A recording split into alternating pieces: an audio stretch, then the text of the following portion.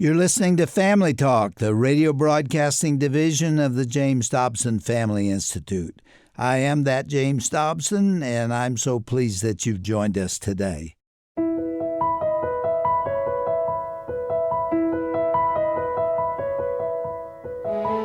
Well, welcome to Family Talk. I'm Roger Marsh. In honor of Father's Day coming up this Sunday, on today's edition of Family Talk, we're featuring a powerful presentation from Dr. James Dobson about the incredible impact fathers have on their children. On our last program, Dr. Dobson began by sharing deeply personal stories about his dad, a man who understood that being a father meant more than just providing for the family. On today's program, we'll hear even more touching stories from Dr. Dobson, including that pivotal moment when his father made an almost unthinkable sacrifice to benefit his teenage son and his family. So let's continue this touching tribute to fathers right here, right now, on this special edition of Dr. James Dobson's Family Talk. When I was 6 years of age, we came to a crisis in my family because my dad felt called to be an evangelist. And he felt like he absolutely had to have my mother. So we both needed her. And I couldn't go with him because I had to go to school. There was no homeschooling in those days. And so my mom and dad, in agony, let my great aunt raise me for that first year. And it was very, very hard for me. And I became very bratty that year. I caused a lot of trouble in that first grade and in the neighborhood. I wanted to fight everybody, and I was feeling abandoned. And a year later, mom and dad came back, and my dad looked at me and he said to my mother, "He's not our son anymore. He's being raised by the aunt." And he says, "I can't allow that." And he bought a home in Bethany, Oklahoma, and he went alone for the next 10 years without my mother. That's very, very hard for him. He made a tremendous sacrifice, and my mother was mother and father to me during the next about 8 years. And I was not without him because he would come back, and when he was back, he was mine, and we would do things together. But he never rejected me, and I always felt like I could go to him with anything. So that was second grade where I began living with my mother in Bethany, Oklahoma. And my mother was also a very good mother. And she had her hands full, but she knew how to handle me. It was amazing. Dare to Discipline is a book that was plagiarized. It was. I took it from my mom. I saw how she raised me, and I talked to her a lot about that. And she just had a way with kids. And because I had an ability to be kind of bratty, I was in the junior high, 7th grade. My teacher made a deal to the class. She said, "I want you to read these books." And I put values on them, numbers on them. And the more important the book is, and the bigger it is, and the more complex it is, you get a bigger number. And if you get a certain number in the course of the semester, I will give you an A+. So I came home and told my mother I was going to get an A+, because all I had to do was read all these books. And I cheated. I didn't read them. I turned them in, but I didn't read them. And I somehow thought that would be okay with my mom. So I came home and with an A+, and I said, "Isn't this neat? I got an A+. He said, "What'd you do to get it?" And I said, "Well, I was supposed to read these books, but I didn't do it." And she went into orbit. She said, "Do you know what you have done? You have really lied about this, and you're going to have to make it up. And I want you to read every book that you turned in." The works of Shakespeare were in there. A lot of very big books were in there. And I spent that summer reading while my friends were outside playing. But I learned something about cheating from my mother. I finally came to the last book. It was Ben-Hur. And Ben-Hur's about that thing. And I started reading Ben-Hur, and I just went to my mother and said, I can't read that book. And she said, well, then you got to go tell your teacher. So I went into my 7th grade teacher and I said, I didn't tell you the truth. I've now read these books, but I can't read Ben-Hur. And she forgave me, my mom forgave me, but I never did that again. But, she didn't spank me or yell at me or anything. She just knew. But anyway, she was a great mother. But when I turned 16, I got the notion that I knew more than she did, and that it was probably time for me to start making my own decisions.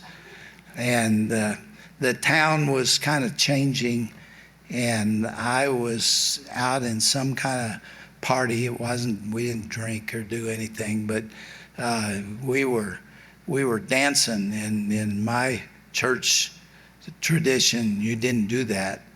And I came home that night. My mother said, well, what did you do? And I said, well, I was dancing. I'm learning to dance. And she said, well, you're not going to do that anymore, are you? And I said, no, I am going to do it. Big mistake. Big mistake. My mom just said, well, I'm going to call you Dad. And I said, you do that. I had a stake in that conversation. I went around the corner and I listened to the conversation. She called my dad and she only said 3 words: I need you. My dad was a prominent evangelist in our church. He was slated for 4 years ahead. And she said, I need you. You know what he did? He got on the train, came home, and canceled his entire 4-year slate. Put a stake in the front yard and a sign that said for sale. He shocked the daylights out of me. And the next thing I knew, he took a church in South Texas, and I was on a train heading for San Benito, Texas. And my dad took a pastorate there, and he was with me those last 2 years. It was his second big sacrifice on my behalf. And he hunted with me and fished with me and reconnected with me, and he pulled me back. My dad was even willing to sacrifice his own ministry or to put it on hold in order to do what was right for me. When I was in graduate school, the abortion issue was really being talked about. And the professors there were saying things that were flat out racist. You know what they were saying? In the inner city, there are all these kids, and many of them raised by cocaine moms, and their fathers are non-existent. And they're raised in the inner city where the gangs are prevalent. And you know what? It would really, listen to this, it would really be better, if they were not born. And I came back to talk to my parents about it. I remember one night we're having dinner, and I told them what my professors had said. And I hadn't yet settled my understanding of abortion. It wasn't even legal. And my dad looked at me and big tears pushed out of his eyes and ran down his cheeks. And he said, no, no, no, no, no. That is evil. That's wrong. Those babies have a right to live. And he said, don't you believe it? He was that moral beacon for me. And I began to get an understanding of what abortion is really like. And then that was the way it was. Well, I went on and I graduated from USC's doctoral program, got a PhD. And without bragging to you, I tell you that the whole world opened to me. It came at me from everywhere. My books were all #1 bestsellers, and I was getting hundreds and hundreds of speaking requests. And I was on national television. I don't know if you remember the old Dinah Shore show. I was the psychologist on that show, and then a little later, Marty Rubenstein, who was the president of the Mutual Broadcasting Agency, which owned the Larry King Show, came to me and he said, I would like to make you a guest on Larry King for 2 hours, and let's see how it goes. And I said, all right. And so on a Sunday night, I did the Larry King Show, and another Sunday night, I was on a show of my own, which was sponsored by Purex. And Marty came to me and he said, I really like what you did, and I made Larry King and gave him a show. I want to give you one like it. And he said, if you will do this, I will make you a very wealthy man. And the words of my father rung in my ears, because my dad in those days wrote me a letter. This is so characteristic of him. He wrote me a letter and he said, Jim, I'm proud of what's happening in your life. It's wonderful to see what's taking place. But I'm worried about something. I'm very concerned. Because your daughter Danae, Ryan was not born, your daughter Danae is growing up in a world much farther gone into moral decline than the world into which you were born. And I observed that in this kind of culture, that you can't guarantee the spiritual welfare of your children if you're never at home. I'd gone 17 days without being home because everything was just, and that is really heady, folks, for a young man. It really is, when you have suddenly gotten pretty taken with yourself. And I had not gone very far down that road, so I didn't abandon my family, but I could have right there. And if I had taken that offer that Rubenstein had laid before me, I would have done huge damage to my wife and my 2 children by that point. And my father ended that by saying, saving your children and preserving them for the next life requires time, and it cannot be given if it's all sacrificed and laid on an altar of career ambition. Don't make this mistake. And again, he was there and pulled me back from the edge. What a good man he was. And it was such a shock. I was up speaking in California on a Sunday morning, and at break time, they came and told me that my dad had died, and he was gone. And it rocked me to the core, because I had depended on him for so much. All of my values, my love for the Lord, everything came out of the relationship primarily with my dad. And I wept in a way that I had never wept before. He had been sitting at a table at his sister's house on a Sunday afternoon. He had characteristically just prayed. They asked him to pray the prayer for the meal. And he had held a baby, and then they had begun to eat. And he just leaned into my mother's arms and was gone. My mother was devastated.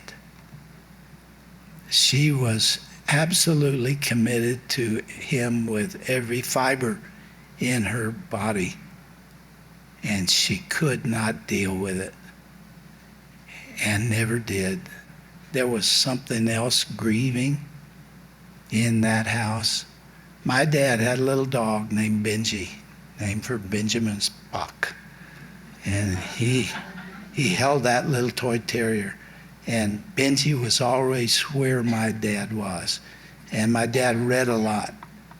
He was reading at the time he died on God's 4-letter words, he called them, which are the essential amino acids.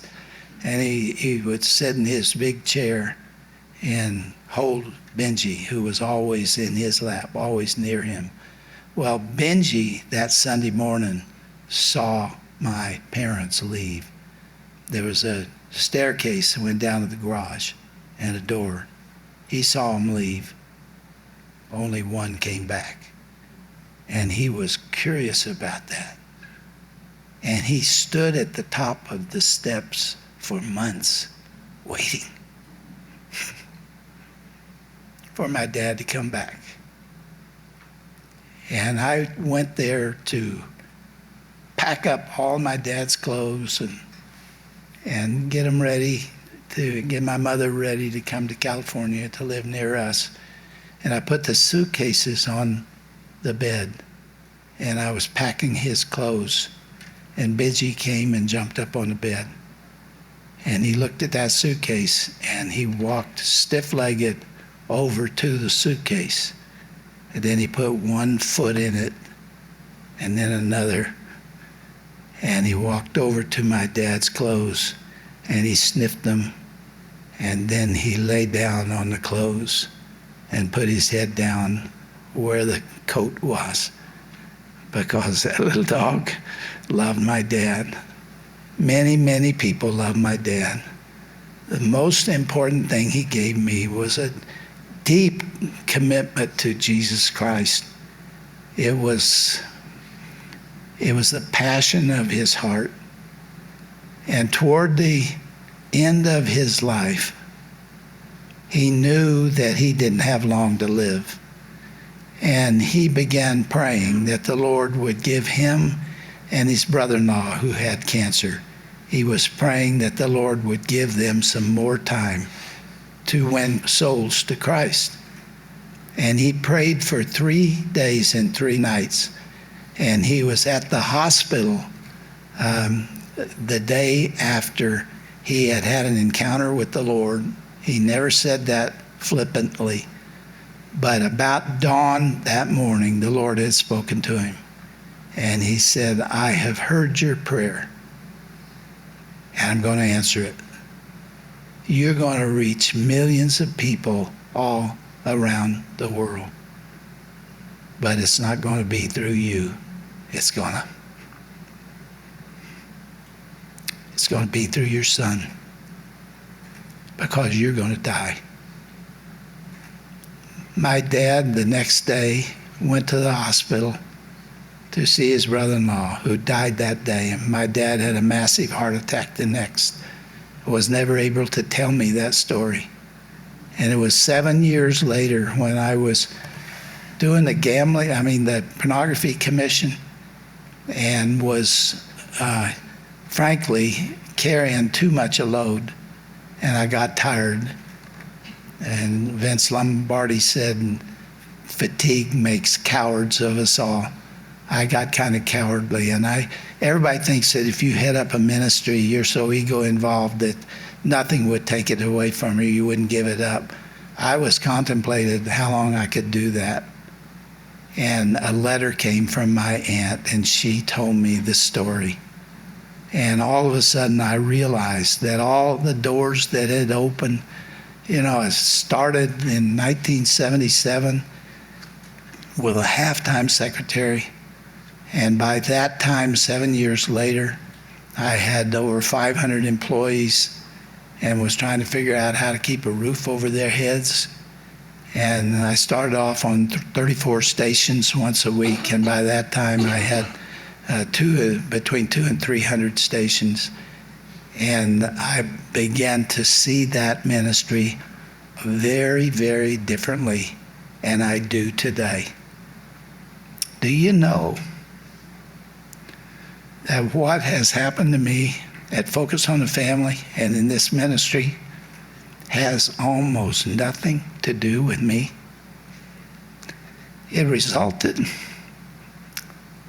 from my dad's prayer and the promise that the Lord made to him about me and what the Lord planned to do.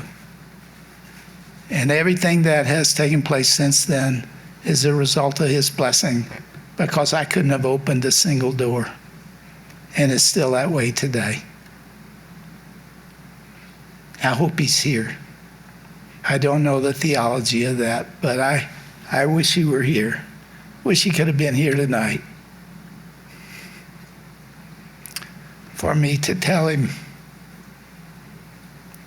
how much I appreciate him for the sacrifices he made for me, for the love for Christ that he taught me.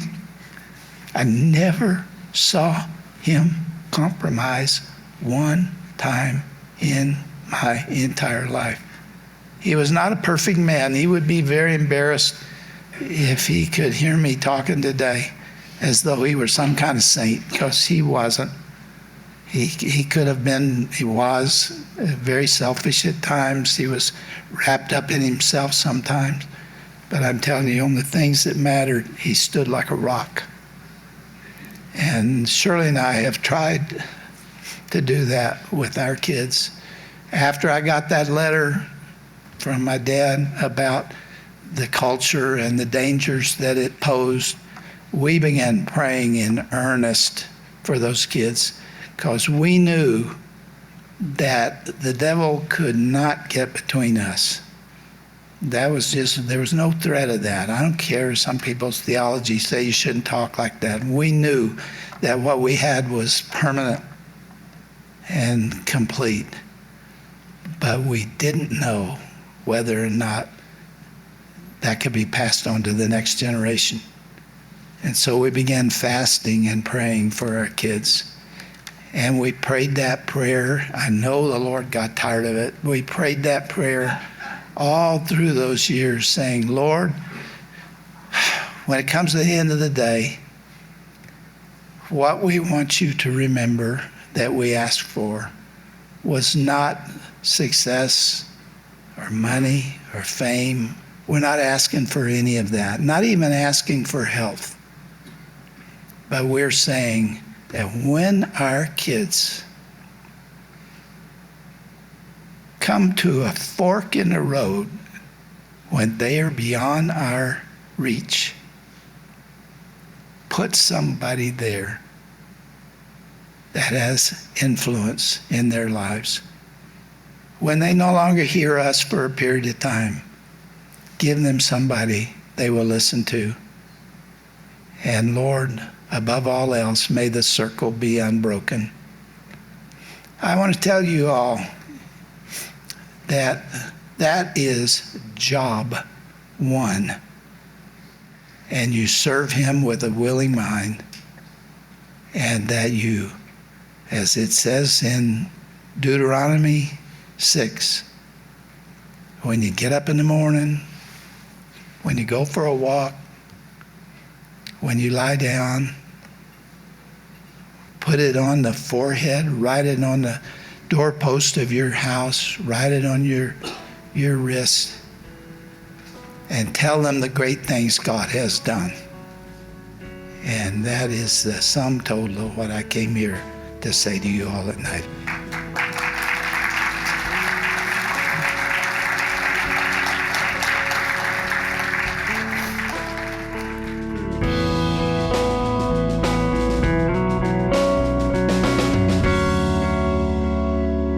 Dr. James Dobson has been reminding us that the greatest legacy we can leave isn't measured in achievements or accolades.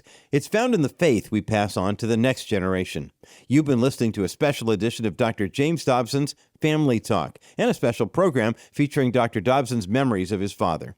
Now, if you missed any part of this presentation, or if you'd like to share it with someone you love, simply visit drjamesdobson.org/Family Talk.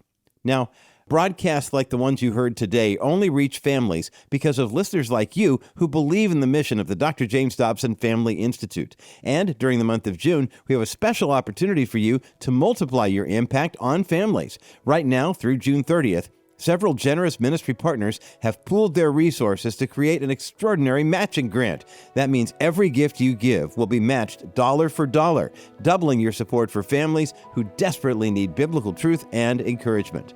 You can give your special matching grant gift online at drjamesdobson.org. You can also give a gift over the phone when you call 877-732-6825. That's 877-732-6825.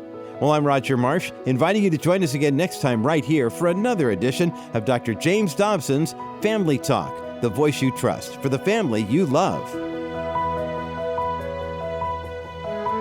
This has been a presentation of the Dr. James Dobson Family Institute.